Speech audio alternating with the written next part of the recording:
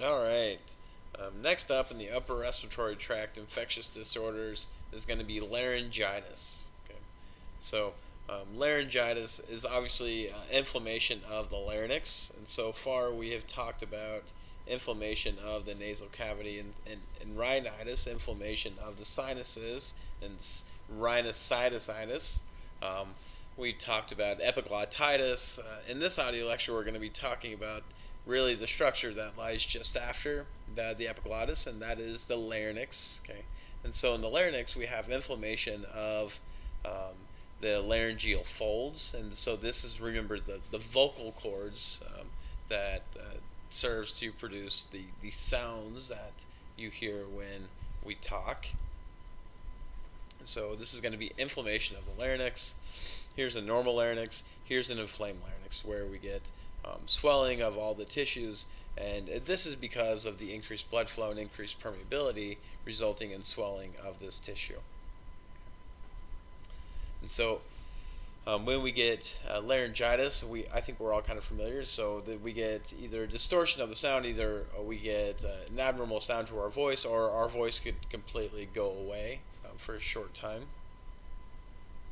It oftentimes leads to hoarseness, and so there are certain conditions and certain professions that can lead to this condition of laryngitis, and we'll talk about those.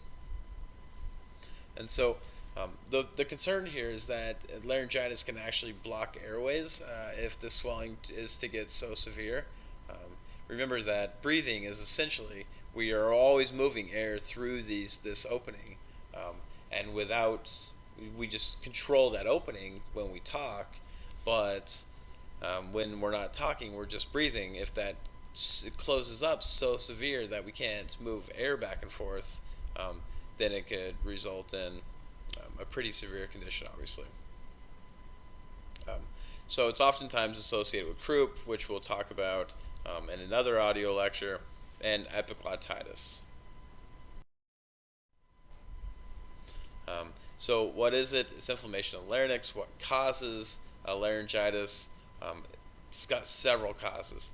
Irritants, first and foremost. So if you smoke, cigarette smoking can cause this laryngitis. Gastric reflux can cause laryngitis, and so just reflux of stomach acid into the respiratory system. Um, um, so we know that the larynx lies pretty close to the esophagus, and um, usually acid doesn't really make it all the way up, but it can. Um, and so this can cause closure or inflammation of the larynx. And so this is an example right here of laryngitis. We see that the cigarette smoking, so chemical irritants or combustion irritants, can cause it. Um, and so gastric reflux is obviously another concern. This is an acidic fluid, and it's like pouring acid onto a smooth muscle, it's going to respond. It's not going to like it. And so we see that alcohol abuse, we've seen alcohol abuse in a number of conditions so far.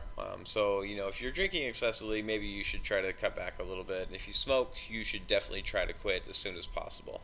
And just, there's plenty of medications out there these days. It's an understandable addiction. Um, but try to quit for the health of yourself, right? And to make sure that you can live a long and healthy lifestyle.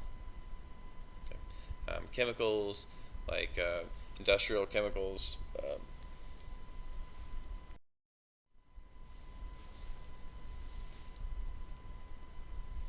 So we see that we could also get causes by infection too. So influenza, okay, rhinovirus, adenovirus, all these different viruses can cause laryngitis as well. Okay. I think that we've associated rhinovirus, and so you could get halitosis and irritation from drainage of the sinuses and the nasal cavity, but they could also this virus can also um, transfer into the larynx, and causing the hoarseness of the voice, and that was a manifestation of rhinitis. We see that public speaking can cause this inflammation of of the larynx, right? So if you give a lot of public speeches, or you're a professor or somebody who uses their voice a lot, um, now that can lead to an inflammation of the larynx as well. So we see that laryngitis has plenty of manifestations, all pretty obvious manifestations: hoarseness of voice, voice loss, tingling sensation, sore throat or dry throat, dry cough, swollen lymph nodes because of the increased inflammation, leukocytosis if it's associated with a bacterial infection. So we see that with bacterial infections, leukocytosis is oftentimes the immediate response. And if you need a reminder about what leukocytosis is, like cytosis is, I'll give you a couple seconds. Then I'm going to ruin I'm going to spoil the question. Leukocytosis is an increased production of leukocytes, right? And probably the most serious manifestation here, out of all these, is difficulty breathing, right? So if the larynx swells up so much that you can't effectively move air in and out of your lungs, that becomes the biggest problem that you're really going to see. Okay. So to diagnose laryngitis, we're going to perform a medical history and physical examination. And this is the time at which you would tell the doctor if you are suffering from gastric reflux, or anything that might be indicative of this laryngitis. They're going to be running a complete blood count. And so to complete the blood count, they're going to be looking for the leukocytosis.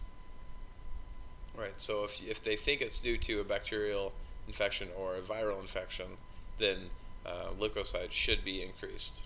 Okay. To confirm that it is laryngitis, they'll probably perform a laryngeoscopy if they have any questions about it. And this is essentially when they run a scope into your mouth, and then they're advancing it down to your larynx to look at the state of your larynx. Okay. How are they going to treat laryngitis? Oftentimes this improves over time without any kind of treatment, and just resting and giving your voice a rest.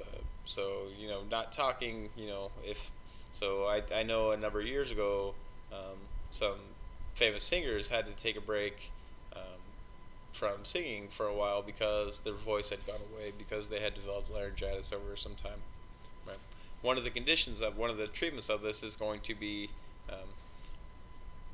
breathing in warm, humid air. Right. So giving your voice a rest, taking in plenty of fluids, trying to reduce the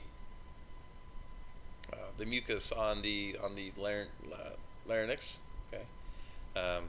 We'll treat the underlying cause. So if you have a viral infection or a bacterial infection, we will probably not give antivirals, but we will probably administer antibiotics to treat the bacterial infection. Analgesics to reduce the pain.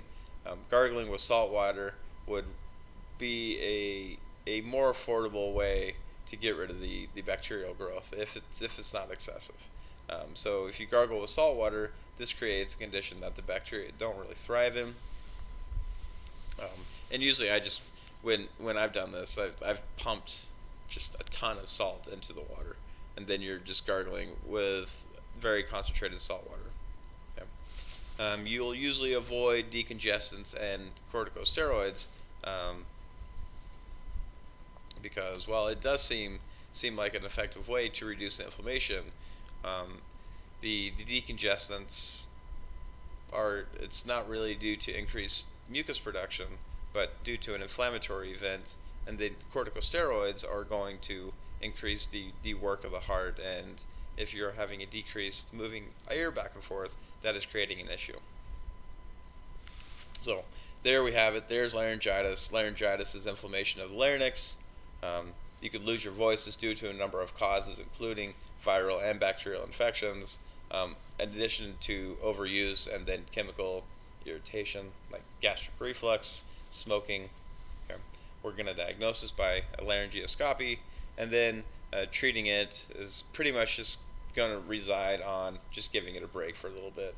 But if we need to do some other stuff, analgesics, antibiotics, salt water. All right, until next time.